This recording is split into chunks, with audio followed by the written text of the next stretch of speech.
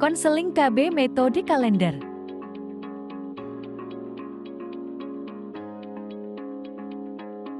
Pengertian KB metode kalender. Metode kalender adalah salah satu metode kontrasepsi alami. Cara ini dilakukan dengan mencatat siklus menstruasi setiap bulan untuk memperkirakan masa subur dan masa tidak subur.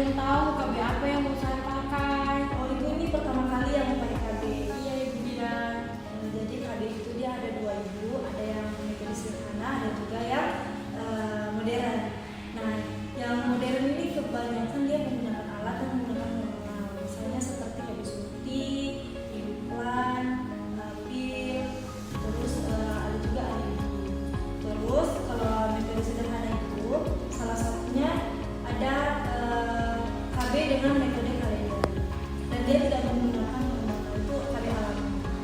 Jadi KB kalender itu yang menggunakan metode kalender itu alami ya.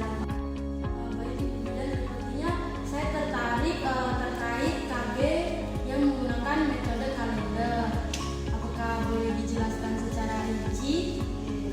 Nah, jadi KB dengan metode kalender ini di mana Ibu harus memantau siklus menstruasi Ibu selama 6 bulan sampai 12 bulan. Jadi nanti kalau misalnya Ibu haid di bulan ini, Ibu catat di berapa hari siklus haid Ibu, hari dari yang pertama sampai sudah selesai itu dicatat, kemudian bulan depan dicatat lagi, pokoknya sampai 6 bulan atau sampai 12 bulan. Nah, gunanya itu supaya Ibu tahu berapa hari masa subur, berapa hari siklus terpanjang menstruasi Ibu dan berapa hari siklus terpendek menstruasi Ibu. Oh baik Ibu Bidan, jadi saya harus mencatat siklus menstruasi saya setiap bulannya, terus selama 6 bulan untuk mengetahui apakah siklus menstruasi saya panjang atau pendek. Ya, jadi begitu Ibu. Kalau misalnya Ibu sudah menghitung, sudah Ibu catat itu siklus menstruasi Ibu selama 6 bulan. Di sini ada cara bagaimana kita bisa mengetahui masa tidak subur dan masa tidak. Ibu ingin menggunakan KB dengan metode kalender ini, terus tadi kan saya sudah bilang kalau Ibu harus mencatat siklus menstruasi Ibu selama 6 bulan atau sampai 12 bulan. Nah, jadi kalau misalnya Ibu sudah dapat dari 6 bulan ini siklus menstruasi terpanjang Ibu misalnya 30 hari. Misalnya 30 hari, nanti kita bisa hitung dengan cara mengetahui masa tidak subur sebelum ovulasi, di mana misalnya siklus menstruasi terpanjang Ibu itu 30 hari, jadi dia dikurang 21. 30 dikurang 21 sama dengan 9. Jadi masa tidak subur itu, masa subur Ibu dimulai dari hari pertama haid sampai hari ke-9. Itu masa tidak subur. Oke, baik. Ibu, tadi itu kan kita menghitung masa tidak subur sebelum ovulasi. Ada juga menghitung masa subur setelah ovulasi, di mana misalnya siklus menstruasi Ibu itu 28 hari. 28 hari dikurang 9 itu 19. Jadi masa tidak subur Ibu dari hari ke-19 setelah menstruasi, hari ke-19 sampai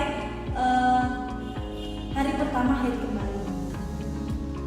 Dan jadi begitu ya cara menghitung siklus menstruasinya. Oh jadi begitu ya. Kalau boleh tahu Ibu Bidan kekurangan sama keuntungan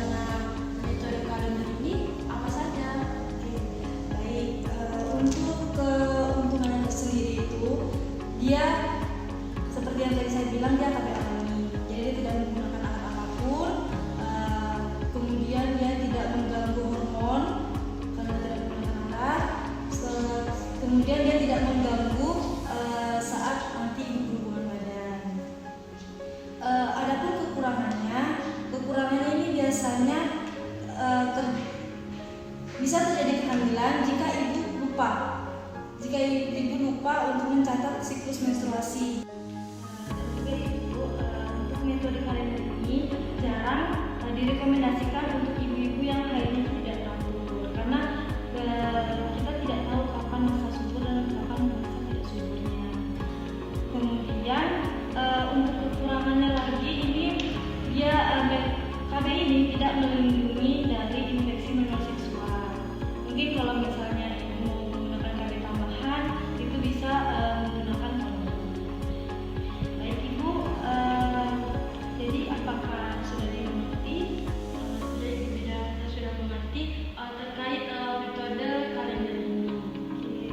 Jadi nanti kalau misalnya ibu ada yang perlu ditanyakan lagi, ibu boleh datang kembali dan